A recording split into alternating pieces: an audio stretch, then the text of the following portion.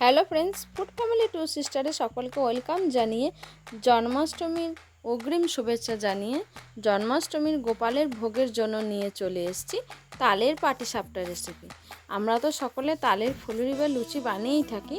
এই রকম পাটিসাপটা একবার বানিয়ে দেখুন, অবশ্যই ভালো লাগবে। তো আমি এখানে 2 বাটি মতো নিয়ে নিয়েছি ময়দা আর 1.5 বাটি মতো নিয়ে নিয়েছি সুজি। ময়দা সুজির পরিমাণটা প্রায় সমপরিমাণে রাখার চেষ্টা করবেন। সেখানে দিয়ে দিচ্ছি পরিমাণ মতো চিনি আর 1 বাটি মতো তালের রস। দিয়ে দিচ্ছি ব্যালেন্স আনার জন্য 1/2 চামচ মতো লবণ। এবার আমি দুধ দিয়ে পুরো ব্যাটারটা মাখতে থাকবো।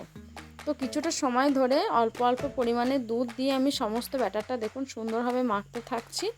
আমার ব্যাটারটা বেশ সুন্দরভাবেই মাখা হচ্ছে। আপনারা চাইলে এটা হাত দিয়েও মাখতে পারেন। তো আমি অল্প অল্প পরিমাণে দুধ দিতে থাকছি। দেখুন ব্যাটারটা আস্তে আস্তে কতটা পাতলা হয়ে আসছে। এবার আমি যেটা করব, এটা আমি কিছুক্ষণ চাপা দিয়ে রেখে দেব। অন্যদিকে কড়াতে আমি পাটিসাপটার জন্য যে ক্ষীরের পুরটা বানানো হয় সেটা বানিয়ে নিচ্ছি। প্রথমে আমি এখানেও দিয়ে দিচ্ছি 1/2 বাটি মতো তালের রস বা তালের কাঁচ। সেটা আমি ঘন দুধ দিয়ে ভালোভাবে জাল করিয়ে নেব। তো কিছুটা সময় ধরে ভালোভাবে জাল করিয়ে নিচ্ছি বা ফুটিয়ে নিচ্ছি কিছুটা সময় ধরে। বেশ দেখুন খুব সুন্দর স্মুথ হয়ে গেছে। এবার আমি যেটা করব, সেখানে আমি দিয়ে দিচ্ছি পরিমাণ মতো নারকেল কোড়া। নারকেল কোড়া দিলে বেশ টেস্টটা খুব ভালো আসে। তো সেখানে আমি দিয়ে দিলাম পরিমাণ মতো নারকেল কোড়া। এরপর আমি যেটা করব, সেটা আমি কিছুক্ষণ ধরে নাড়তে থাকছি। বেশ চটচটে ভাব হয়ে গেলে জেনে নেবেন মোটামুটি হয়ে গেছে।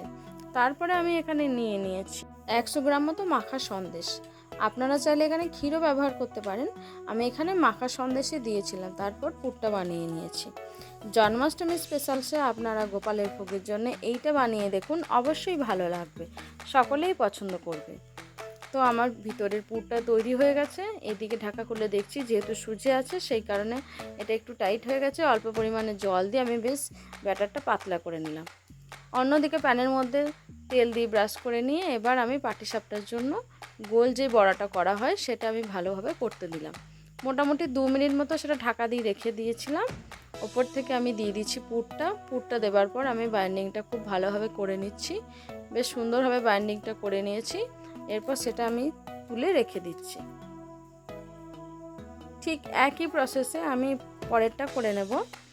বড়াটা পুরো গোলভাবে হাতার পিছনে আমি গোল করে নিয়েছি। দেখুন 2 মিনিট মতো আমি রেখে দিয়েছিলাম ঢাকা দিয়ে। এবার ক্ষীরের পুরটা দিয়ে ভালোভাবে আমি ভাঁজ করে রেখে দিচ্ছি। তো বেশ সুন্দরভাবে তৈরি করে নিয়েছি আমি আজকের আমার রেসিপি তালের পাটিসাপটা। আমাদের এই নিত্য নতুন ভিডিওগুলো আপনাদের কার কেমন লাগছে সেটা অবশ্যই কমেন্ট করতে থাকবেন। আর আজকের এই জন্মাষ্টমীর অগ্রিম এই তালের পাটিসাপটা কার কেমন লাগলো, আমাদের এই ভিডিও দেখে কারা এই ধরনের তালের পাটিসাপটা গোপালকে ভোগ নিবেদন করছেন, অবশ্যই কমেন্ট করবেন। প্রত্যেকে ভালো থাকবেন। বাই।